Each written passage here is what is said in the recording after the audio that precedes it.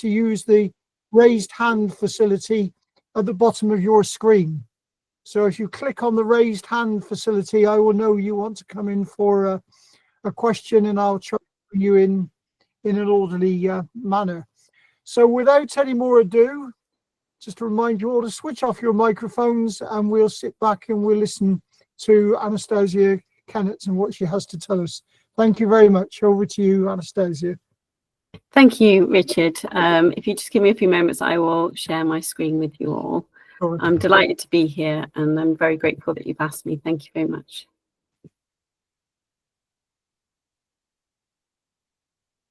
Are you able to see my screen? Yes, that's fine, thanks. That's great. Lovely, thank you. Okay, so thank you, Richard, for that introduction, and you've gone through all my interests really well. I am a PhD student studying at the University of Worcester in England. It is a beautiful cathedral city. My PhD is looking at inclusive student voice. I've recently handed it in, and I'm waiting for my viva now. So this presentation will sort of take you through that journey, really, and the methodology and my findings. So I hope you enjoy. So my research aim was to explore the experiences of inclusive student voice for students with diverse learner needs. I also wanted to explore the ways in which these students were utilising their inclusive student voice in higher education as well. There were some unexpected findings, one of which I didn't expect to find was the reason why students lost their voice, but that might become clear as we go on. So the methodology I chose was heuristic inquiry. I really like this methodology. It was very introspective. It meant that I could use myself within the study as well, which you'll see why it was important as I continue.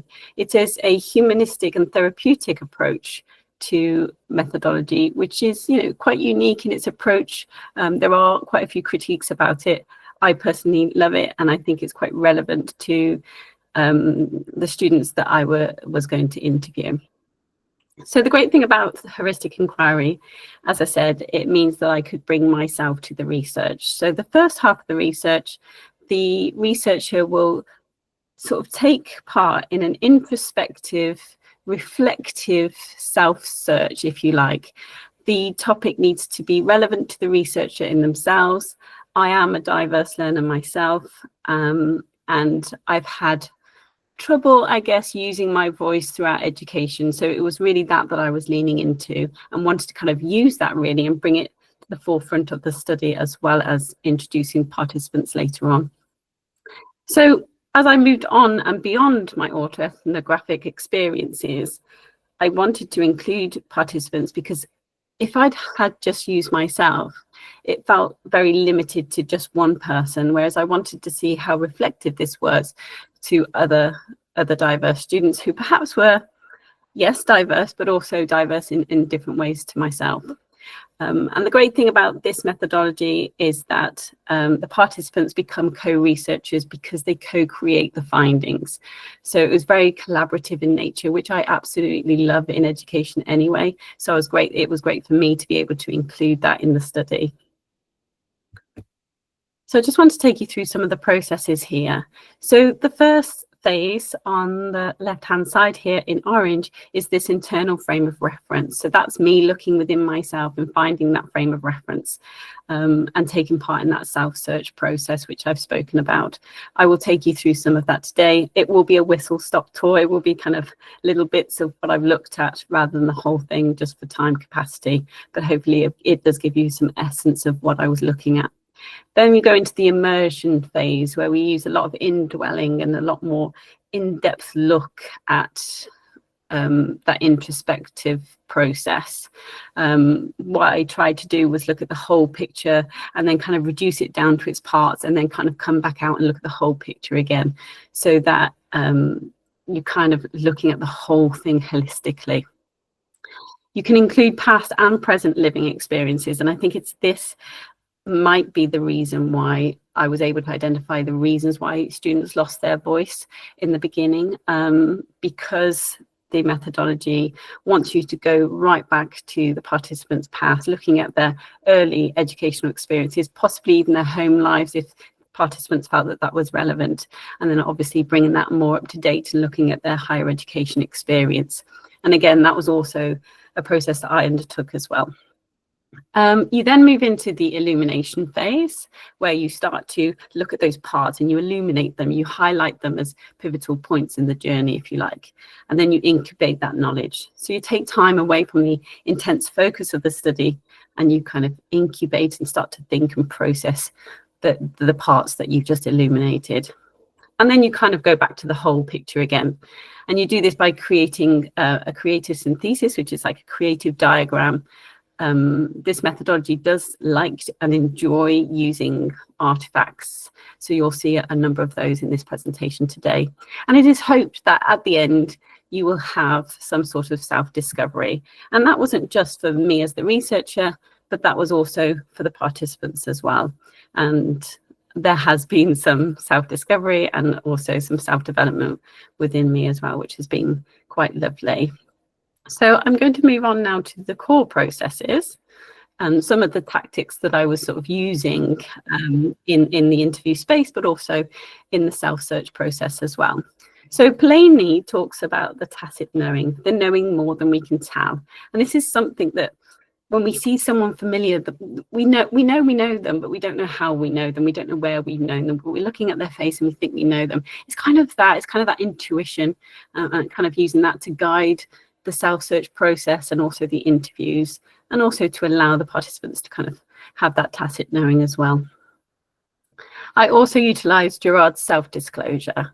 So this might be the contentious side of heuristic inquiry. It means essentially that I can disclose my personal experiences, which is great in the self-search, but it also means I could do that in the interview space as well. So with participants, if they had disclosed something and I had a kind of similar experience, I would then disclose that, not to put bias into the interviews, but simply to show that mutuality, that we've got this similar experience. And that kind of did actually aid the process, which was lovely. I also moved into the BUBA, the I, it, and I, thou space. Now, I, it is kind of seeing someone as separate to yourself. But in heuristic inquiry, you're interviewing people who have had those similar experiences to yourself. So we were able to kind of move into that I, thou space and engage in that dialogue and that mutuality, as I've said before. And again, that was really lovely. They weren't, the participants / co-researchers, they weren't talking to somebody who didn't get it or just was a researcher. They were talking to somebody who completely understood what experiences they had gone through and actually had been through something similar themselves. I also utilized Genlin's focusing. So that's when I was really paying attention to my emotions. Again, that was through the self-search process because there was some very deep things that I was hitting, which you'll see in a moment, but also in the space with the interviews as well. So that if there was things that I was feeling, I was highlighting them and recognizing them, and also getting the participants / co-researchers to do the same. And again, we move on to this sort of self-actualization, self-development, and through this heuristic inquiry sort of references Maslow. Again, self-actualization can also be critiqued, and I'm aware of that. I do agree that I have had some self-development. I don't know to what extent I did hit self-actualization, however. But those are some of the processes that I was using. There were others, but I think these ones were quite topical in how I used them. So let me move on now to the sort of the self-search process and how I got started. So the study was about diverse needs and how the diverse learner needs was impacting on my student voice in higher education. So the first thing that I wanted to do was to explore what my diverse characteristics were. And again, because heuristic inquiry loves artifacts, I started to create this artifact that you can see before you, where I was recognizing those diverse characteristics. At first, I only recognized my dyslexia and my dyspraxia, which was very interesting. But I sat with it and I started to think more about what other diverse characteristics might have impacted on my voice. And then I realized, well, actually, not only am I all these things, but they all intersect as well. So very much using Crenshaw's intersectionality here. So on this artifact, you can see I've started to list things like being female, having mental health, which very much was anxiety at the time. I was a mature student. And again, whether you're a mature student or you're coming in at the sort of the normal age of 18, that might play a part in my voice. I was a single parent. I had care and responsibilities for children with diverse needs themselves, and employment commitments, and all these different types of characteristics. I sort of put them together. And in this artifact, I feel like it represents who I am at the time that I completed it. You will see as I move on that things have changed and developed, and that's how the process kind of moves you. So it's good that I've added new things to this diagram. But yeah, I hope that when you're thinking about this diagram, you can think about yourselves and how diverse you are. Because what I realized was we are all diverse. I had someone say to me, but what if you get a white middle-class man come to you and ask to be your co-researcher? And I said, well, I would take them, because if something is impacting on their voice, I would really like to know about it. And so I recognize that everyone is diverse in each and every way, and there is no neurotypical person. So this might be where it might trigger some of you, and I do apologize if that some of you have a reaction, and I just want to say that this is a safe place if you do. But I took part in a comparative sort of reflective process here, where I was using Brewer and Gardner's representational theory to kind of feel like how the way that I viewed myself, the way that I interacted with others, and the ways that I interacted as group members. And it was quite a challenging activity, but I'm so glad that I've done this, because what I realized was the way that I viewed myself was quite negative. I was always making mistakes, possibly due to my diverse needs. I thought of myself as stupid, unimportant, not worthy of success, not good enough. And these are not very nice words. So I had this internal negative self-talk that was constantly going around and around and around. And I was catastrophizing making mistakes as this big, humongous sort of volcano eruption, if you like. And there was a lot of self-doubt from that. But then when I moved into how I interacted with others, I found that I was other people's problem solver. I became their kind of go-to person, if you like. I was helping them out. I was giving them lots of praise and reassurance. I was worried that I would upset them, so I would help them as much as I could. But what I realized was how it was impacting on my voice. It meant that I was seeking their validation, their voices, and it was over mine. I was more interested in what they had to say rather than what I was saying. And as I moved into the collective self, I realized that there was this big desire to be perfect, that I was trying my hardest to reduce risks so that I wouldn't make these mistakes. And that through accommodating other people, I was becoming quite independent, because if I could just do it myself, I could prove that I wasn't stupid, and I could prove that I was not going to make mistakes. And that internal negative dialogue still repeating from the past. And I knew that it was from the past. I knew that it was from being a young child, being in the classroom, making mistakes. But at this point, I couldn't really do anything about it at this point. I was just recognizing it and sitting with it. I realized that by not asking for help, I was not using my voice, and nobody knew what my needs were. I became risk averse, again, trying my hardest to just not present myself to anything that could be risky. And again, just being externally motivated by what other people's voices rather than my own. But through this process, I realized, again, breaking it down to its parts, that there were other things going on here.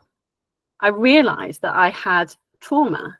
Now, when I say trauma, I'm not talking about veteran trauma or CPTSD. I'm talking about that childhood trauma of sitting in the classroom, always making mistakes, that childhood trauma of being bullied every day that stays with you now as an adult, and just not being able to kind of process that as a child, because you are a child.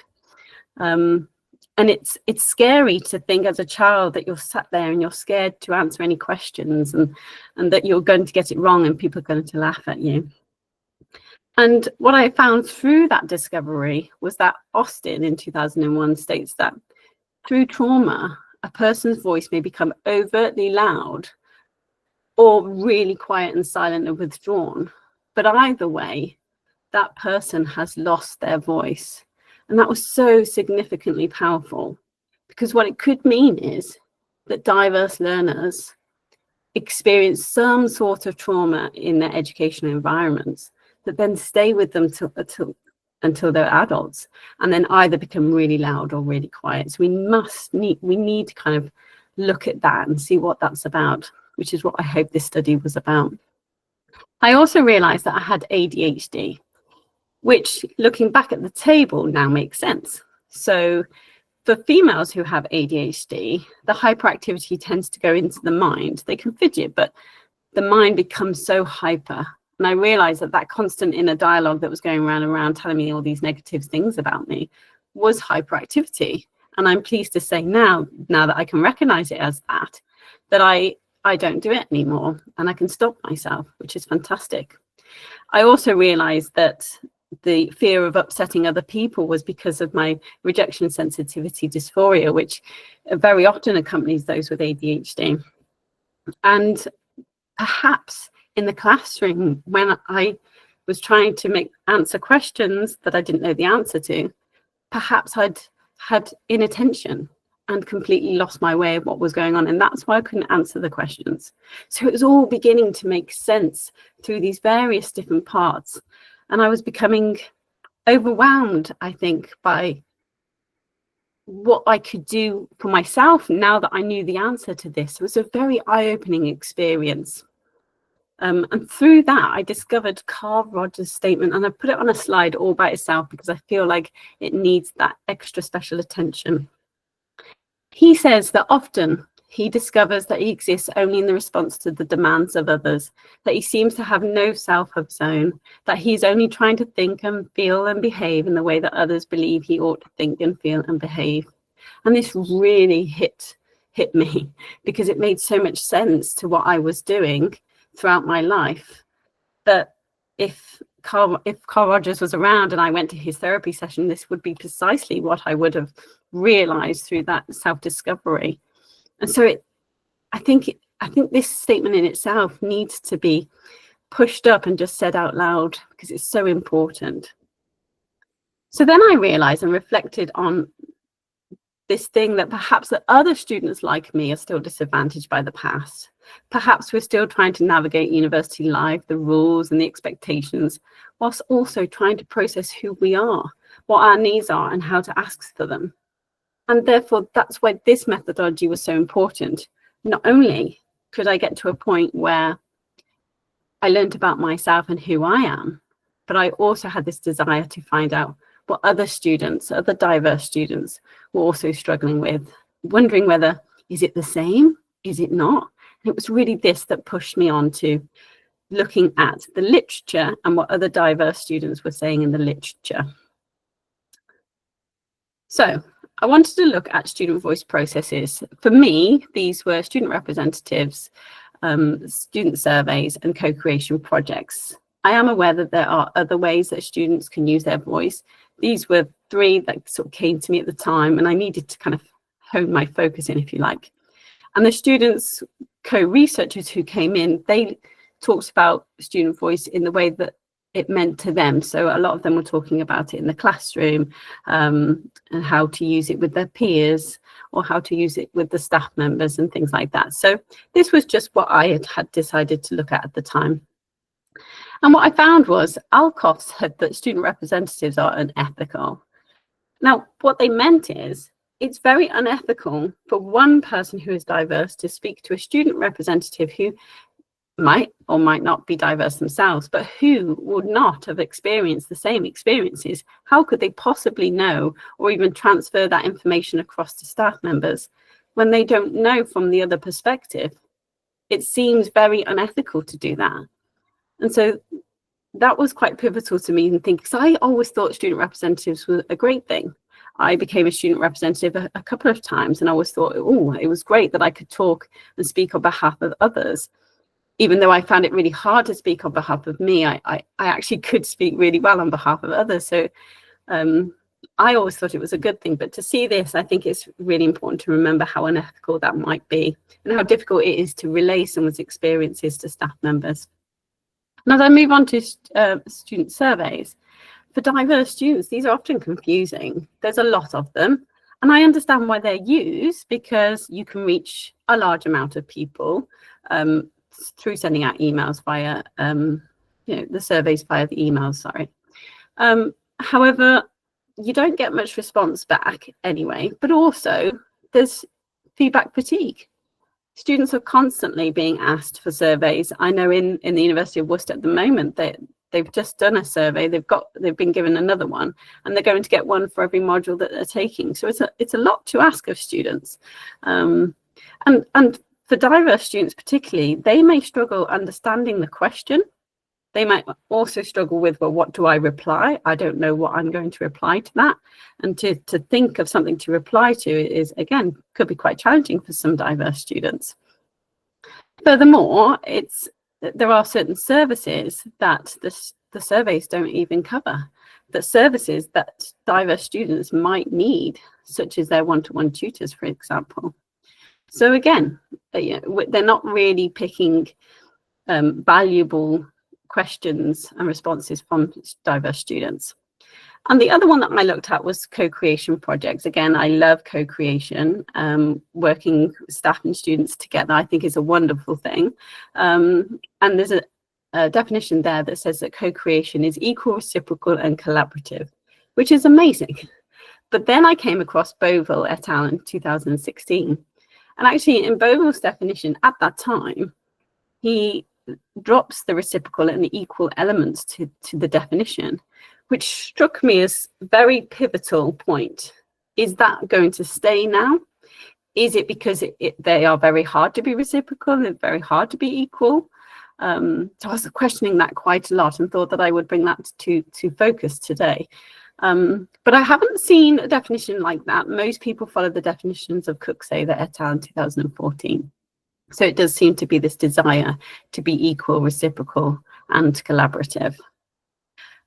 The other thing that we have to understand is, even in co-creation projects and research, even where diverse students are actively involved, these students may not be able to articulate their needs. I remembered, I reflected on an example for me where I had taken part in a research project, and instead of kind of speaking up and saying something, again, that hyper independence, just working alone, led me to make a mistake. So again, I was this pattern of hyper independence and not wanting to ask for help. So again, are we witnessing that? Is that actually happening? Do we know it's happening? And how can we support that? That's kind of what I wanted to kind of look at. And again, throughout all these processes, there are critiques. For instance, Fricker brings out a very good critique in terms of testimonial injustice, not being able to trust someone because of their characteristics, which again just seems to hit me really hard. Not being able to trust someone because they're diverse doesn't make sense to me. It kind of hurts me really, because I'm diverse myself. It's a personal issue there. So we need to sort of build on that trust really, and to ensure that that we're just not distrusting someone just because they're diverse in some way. But in the sense of surveys and student representatives, are they really being heard? Are they really being acted upon? Or are they just being treated as informants of information? Because in some cases, that's how it is. You can let someone know about something, but whether that information is being taken and changed is questionable. And sometimes it's not just the staff members, it could be further up than that. So I understand that it's more of a complex issue there. But there are students being hermeneutically marginalized, that their thoughts are not even considered, not even taken into account. For instance, the example I gave you in terms of the surveys not even asking questions about resources and services that the diverse students access, such as their one-to-ones. It doesn't even cover that, doesn't ask how good that's going or how well that service is being provided. So again, just not being heard at all.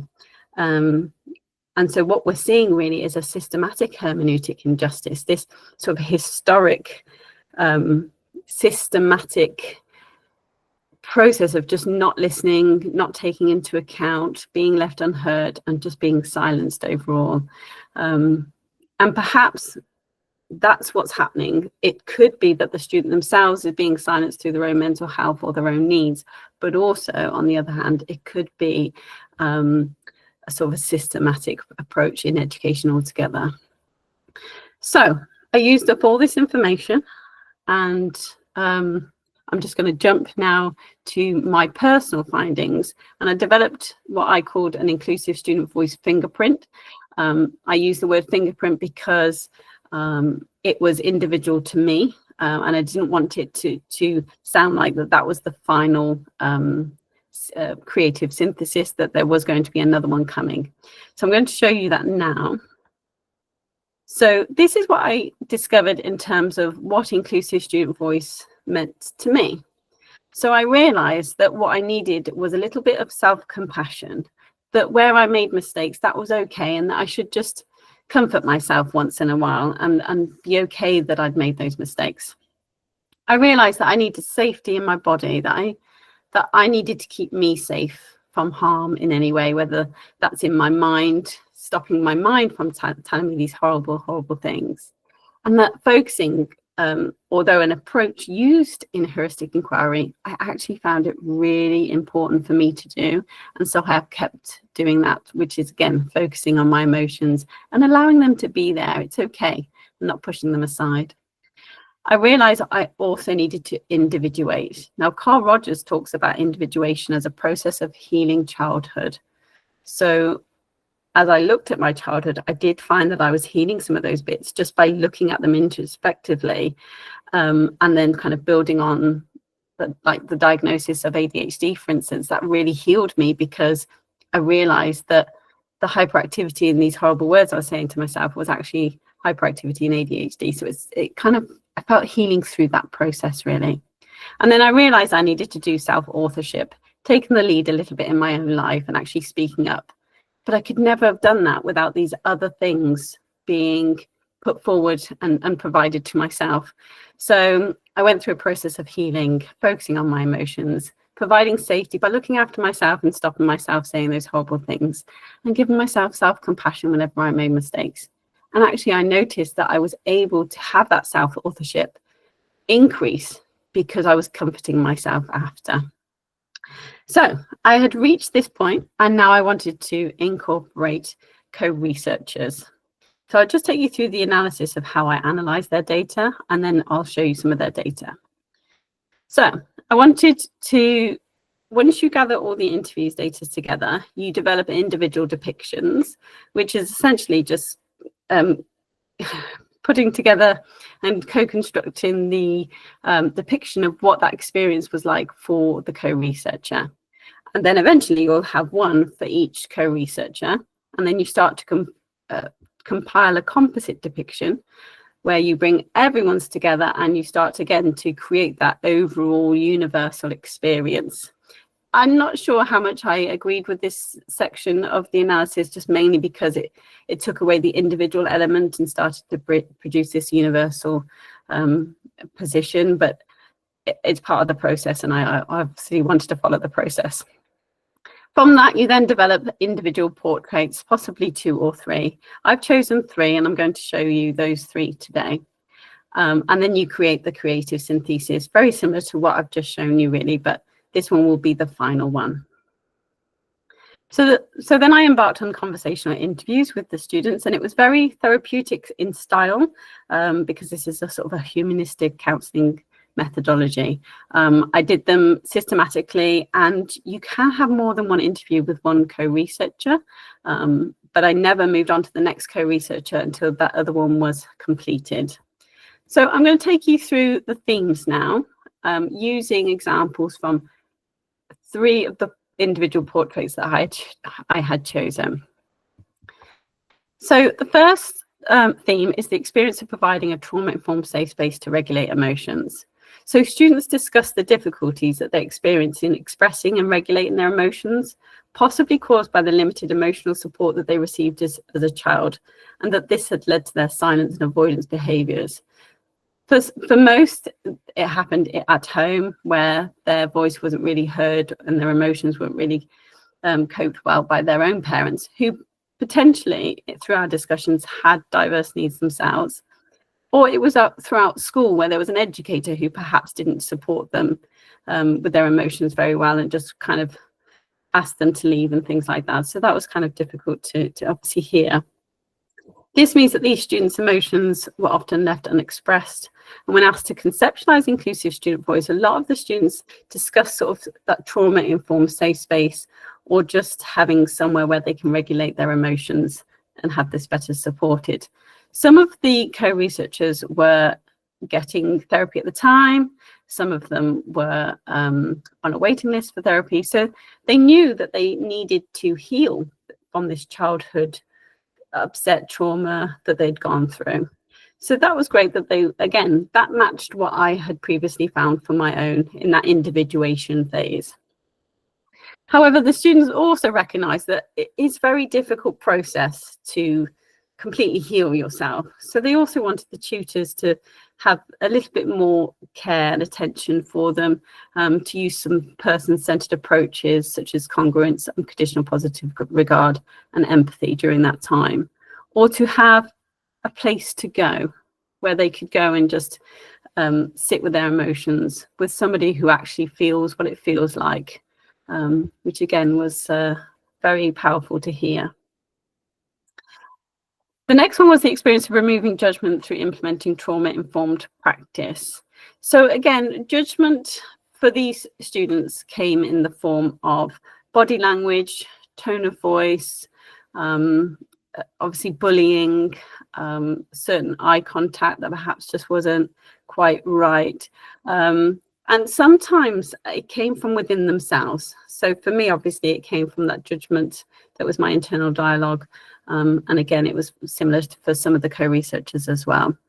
And so when I asked them to conceptualize inclusive student voice, again, it was like leaning back into the trauma-informed approach, and that kind of watching your body language, watching your tone of voice, making sure that it's a safe tone so that students aren't misinterpreting it. Through their trauma, I became aware that through their trauma in childhood, that a lot of the co-researchers have become a little bit hypervigilant to behaviour and body language. So I think this is important for tutors and other staff members just to be aware of. Brilliant. So go to the next one. So the next one is the experience of understanding and representation to enable authentic interaction.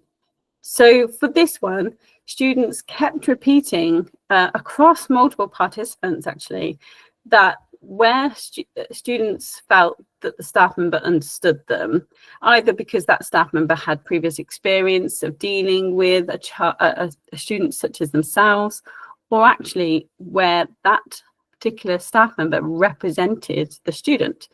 So for instance, one participant said to me, "Women get women. I like that staff member because she is a parent and she understands what it's like to be a parent." That kind of thing. There was one example where somebody said that they had gone to seek support from the student union, and they were talking to somebody, and they were a mature student talking to somebody who was about 18, 19 years old. And they said that they did not feel understood at all, even though that person had said, oh yes, I understand what you're saying. It was quite empathetic and it sounded quite nice. However, there was that age gap that was very different, and the experiences were different because the one was a parent whilst the other was about 17, 18, and didn't identify as being a parent. So that had a sort of a result of being silenced, if you like, the student being reluctant to speak to anybody who didn't represent or understand who they were. And actually what was very beautiful from the results here was that when they did feel understood or represented by the staff members around them, that they could be authentic back. So for me, it is that role modeling, having someone who kind of represents who you are, becomes this safe space to be yourself, which it is absolutely beautiful. And therefore, to increase representation in university would be a really good approach to support this particular theme. Where students felt that the staff member didn't have understanding or representation, inclusive student voice might look like using, again, Rogerian core conditions, using the empathy, unconditional positive regard, and congruence might actually help with that as well. So even if the diverse needs aren't exactly representative, but they might be similar enough to use that to build rapport with the student. So the next one is the experience of removing fear by humanizing those in positions of power. So the fear really comes from the childhood experiences within the classroom, and in some cases in the home environment as well. But this fear had stayed with the students until they'd come into university. So there were lots of discussions with the participants about how we can then support that by providing some sort of inclusive student voice. And they said just by hearing the staff's experiences about their lives, just humanizing a little bit, remembering that they don't live at university, that they do have a sort of a life outside, because actually through that you can then be guided into more authentic interaction through that way and feel like you can have a voice. By removing fear by humanizing those in positions of power. So power was a really big thing for the co-researchers here, because for power in the home, you have the parents and the child. And as you move into school, you've got the teacher and the student. And although adults going into university, you would think that perhaps the same age it would help there, but actually power is still being seen in titles and names and things. So we need to think about how we can balance that out a little bit more. And in some cases, collaboration projects might be helpful here. But I also think that we need to be aware that even if we cannot remove or reduce power, that perhaps we can in some way put the student at ease by, showing who we are, by humanizing ourselves. That will support them to feel that they can be themselves. Rogers says, we need to remember that thing that Rogers said about being guided by what he thinks he should be, not by what he is. And so we've got to try not to influence students and allow them to guide themselves, to find who they are, to use those silent voices a bit more loudly, and to have that safe space to do that. So when we looked at inclusive student voice, it was very much about just watching your body language, humanizing yourself, talking about your life in some way, and allowing that collaboration, mutuality to exist in a much more authentic position. So the next one is the experience of needing choice and autonomy. I mean, this was pretty evident that this one might come up, but actually it still surprised me in some way, because what I found was students were actually using their voice. They were scared, and there was a certain amount of bravery that was being used here, but they either were using their voice or they wanted to with staff members. So that is important to note there. What we can see here, though, that in some cases, there were times when, again, that they had used their voice, but perhaps it wasn't heard or things weren't changed. So again, we're kind of leaning into that ability to be able to make choices and autonomy and lead things as much as we can. And that could be as simple as sort of assignments. But also, I think for these participants, it was more about having that ability to choose and autonomize their life a bit more, really, in general, rather than just academically as well. So it's becoming, again, leaning into that, being self-authored and congruent with who they are. Okay, so that now will lead me to the creative synthesis. So this is the creative synthesis that I've put together based on what my findings found in my self-search, but also what the participants found. And there are a number of overlaps. So from the top, you can see that students valued individuation. So they were either healing or wanted to heal. We also have self-authorship, being able to kind of make choices for yourself. But a lot of the students potentially, not being able or not feeling like they're able to create their own lives. And again, this isn't just academically, this is actually just in general, the whole self-development, more of a personal approach, not just academically. And also what I found was that the educators needed to use Rogerian person-centered approaches. Again, that empathy, congruence, and unconditional positive regard was highly valued by the students. They just wanted someone to be congruent with them and to support them, and even if they made mistakes. I also want to lean into the institution here and the students' desire to have that trauma-informed practice, because in some ways, education as a child felt traumatic to them. And I understand that trauma and, you know, all those sorts of words you might think and be worried about the trauma, but that educational trauma from making mistakes or being bullied was actually seen as quite powerful for them. And what they really needed was these conditions of safety, transparency, being able to trust who you're talking to, and peer support. Now, peer support in trauma-informed practice isn't quite the same as just speaking to a peer. Peer support in trauma-informed practice was about speaking to somebody who knows, who gets it, who understands. So even if that's a staff member, if that staff member understands or has been through a similar experience, then again, that's needed and required here. And then we've also got the mutuality and collaboration again. That's just being able to kind of talk with the students and empowering them to use their voice. And again, choice, which I was absolutely delighted to see it here. And also recognizing their cultural, historical, and gender issues, all the things that may have happened in the past that might still be kind of turning around. And also, finally, it's about using universal design for learning. I absolutely love universal design for learning. And I presented a few times about how this creative synthesis can be used to upgrade the universal design for learning. And I'm pleased to say that there is a new upgrade that came out in 2024, which I've used to reference in my work. But it does incorporate a lot of these things that I've found, which I'm very pleased about. And universal design for learning, again, not just academically, but what else is going on? What else do we need to support students with for their own personal self-development? So for me, that was important to have that in there. So you can see actually the differences from my inclusive student voice to this one, in that mine very much focused on me and what I could do for myself. Whereas for co-researchers, they were really looking at all these different angles and thinking about how the educator can cope with this, or how the institution can manage to provide trauma-informed practice. But they also recognized that there was things that they needed to do in terms of healing and self-authorship. So that was a brilliant holistic approach. And again, you can see that kind of going from the whole to the parts to the whole again here, which is brilliant. So thank you very much. Do you have any questions or any thoughts? I'll put my email there if anybody would like to get in touch as well. Thank you for listening.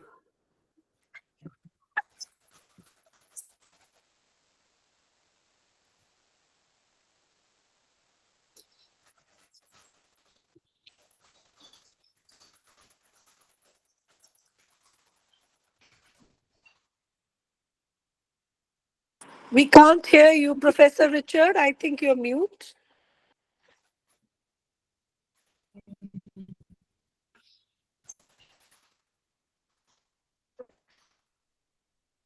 I can't hear you.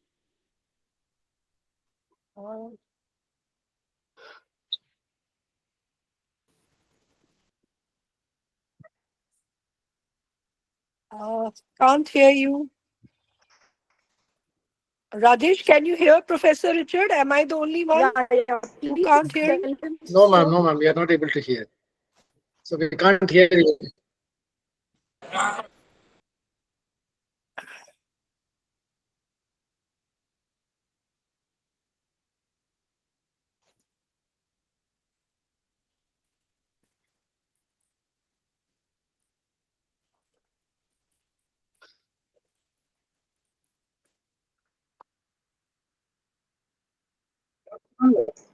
Sujata ma'am, you can start. Meanwhile, Professor Richard will.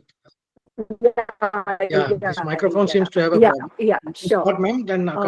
Good evening, everybody. Good evening, Professor Richard. So good to see you. And good evening from India to Anastasia. I think that was a wonderful presentation. I really, really liked the whole idea behind it. It's so important to have these voices heard and make a difference in the learning environment, particularly. And I think it takes a lot of courage to come forward, talk about your own challenges that you have faced in your growing up years, and that is helping you to empathize with others better. And the students can relate with you because they know that there is at some point a connect with you, and how you have utilized this research to understand their challenges, their trauma, and how you have kind of created that environment in the university following the UDL approach. And I was fortunate enough to be there and see that, meet you, hear you, and feel the vibe of that embracing of diversity in the university. The Learning Support Center that is established, it is, I feel, it is, very important that it's not just there for the namesake, because I've seen universities where it is there on paper, but not much is being done. But here I see that when you document on the basis of a research, then it becomes more validated for the people around, all the stakeholders, to understand what a student goes through, and what kind of support is actually required. So I feel that, it's like the same thing what we say, nothing about us without us. Yes. So, yeah. So to get to hear the learners' voices is very, very essential. And I think you have done a wonderful job of doing this qualitative research, following the rigors of qualitative research. Done it. I'm sure Professor Richard will be in a better position to view it critically. But to my understanding, I think you have done a wonderful job to the field, to yourself, because as you yourself said, it helped you in your healing and it helps others as well. So I must congratulate you. And I really, really enjoyed your presentation. Thank you, Anastasia. Thank you. Thank you so much. That was very kind words. Thank you. No, we can't hear. Professor Richard, maybe you could log out and log in again.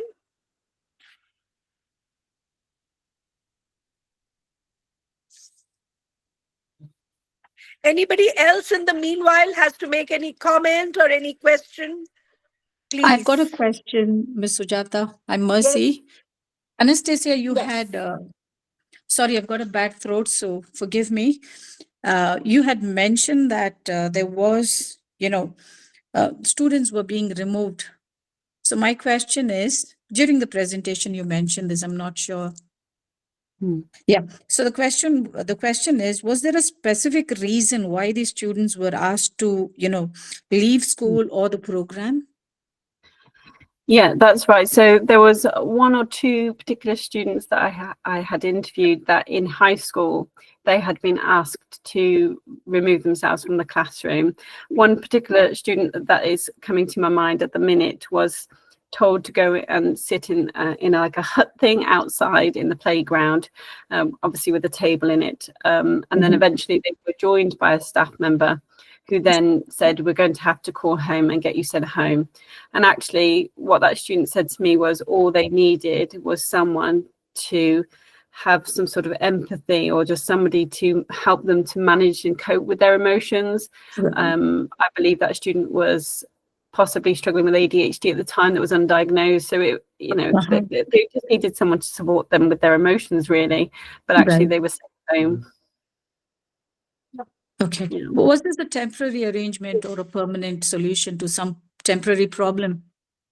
I think it happened to them a couple of times. It wasn't a permanent solution, but from what I gather from the student, there was no resolution really. It was just eventually they worked out that they just needed to conform to what was happening in the classroom, and eventually they started masking and conforming.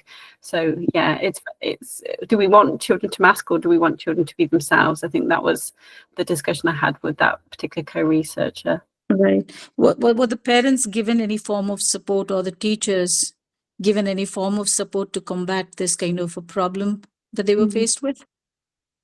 I don't believe that that was discussed. From my awareness, it will probably be a no.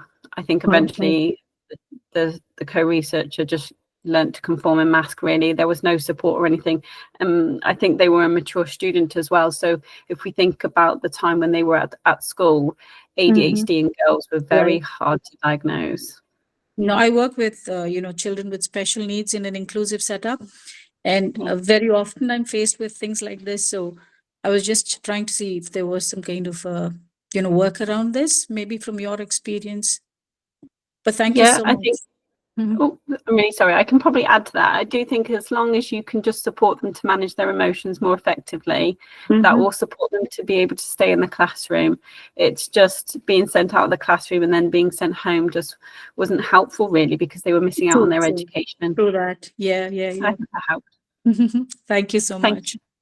Thank you. Well, Mercy is working in an inclusive school in Dubai. So she is regularly a part of our member and also regularly joining our webinar series. Thank you, Mercy. Yes, Richard, sir.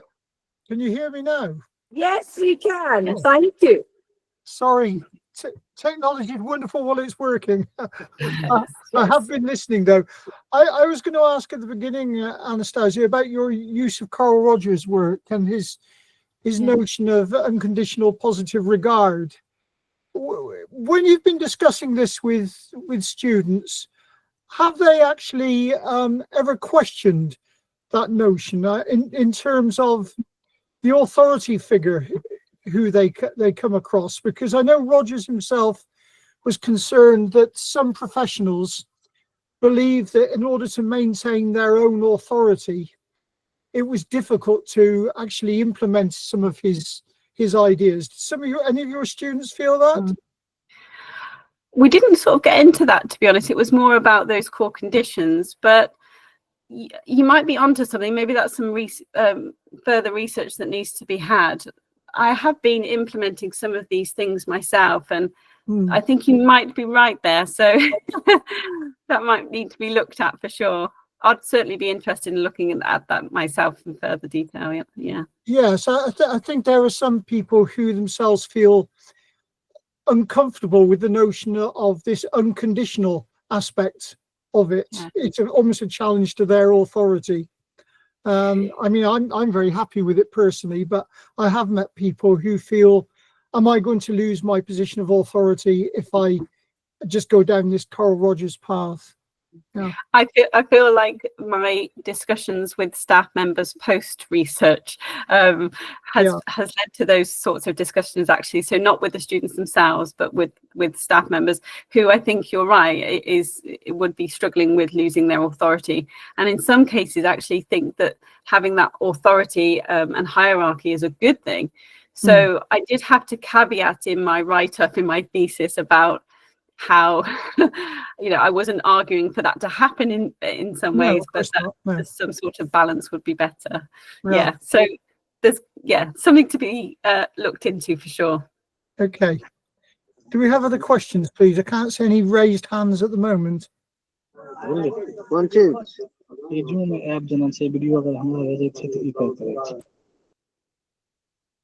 Any other questions? Don't be shy.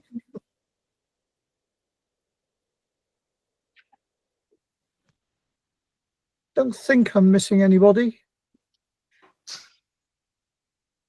Anastasia, is there any way that you look at, conducting a little more research in the same field, like an extension of this research? I would like to. Unfortunately, I don't have the financial capacity to be able to do that myself at this moment. So I'm looking at other options for career projections, but I would love to. If I had the finances and the ability to do so, I certainly would. Yeah. Thank you. All the best. All the best. Thank you, Mercy. Okay, well, if there are no more questions, can I just say thank you again to Anastasia for joining us today from her busy schedule. My colleagues in India will realize that it's still kind of middle of the day here, or 2:30 in the afternoon, so I'm no doubt she's got more work to go immediately to do now. But thank you all for attending.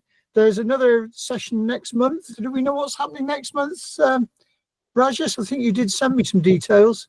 Yes, sir. Yes, sir. We are having a session, and the speaker will be Dr. Shubha Chandrasekhar from Anugraham, and she's a TED speaker. She'll be speaking on inclusive education and her experiences. And that will be the last Friday in April. Yes, sir. Yes, sir. Yeah, good. Okay, well, in that case, thank you all. Oh, I've got a hand I up think at last. Shobha Sriram has a question. There is one hand raised. Yeah, Shobha just raised a hand. Just got it at the last minute. Okay, then Shobha, we'll let you ask your question. No, it's not a question. Today was my first webinar session, and it was an absolute delight to hear Anastasia speak, and so much more learning that's going to be happening. And thank you, Dr. Rajesh, for including me into this webinar series. And I'm sure that I'm going to be having a beautiful learning experience going forward, being a part of this group. So thank you for allowing me to be a part of this group, sir. Thank you so much. And I thoroughly enjoyed your presentation, Anastasia. Thank you. I think I have already asked permission from Dr. Shobha to speak in one of the webinars. So most probably we'll be listening her in the month of August or July somewhere. Good. Yeah. And Yeah. thank you all very much for coming and increasing this group as we've gone along. And it is an open group, so please do ask other colleagues who may be interested to come along. They don't need to join or to take out any kind of membership at the moment. They can come along and listen quite freely to these seminars. So we hope to see numbers increase still further in the years to come. So thank you all very much for your attendance today. And thank you once again to Anastasia, and particularly thank you again to Rajesh for his great organizational skills. And I look forward to seeing you all next month. Okay. Thank you. Thank you. Thank you. Take care. Thank Professor Bye. Sujata Bhan, madam. you. I have to thank Bye. Sujata Bhan, madam, for giving me the contact of Anastasia and asking me to have her session. Thank you so much, madam. Thank you. Thank you. Thank Okay. you. Bye, Okay. everyone. Thank you. Bye. Thanks, Bye. everyone. Bye. Bye-bye. Thank you. Thank you. Thank you. Thank you so much, everyone. Bye-bye. Thank you.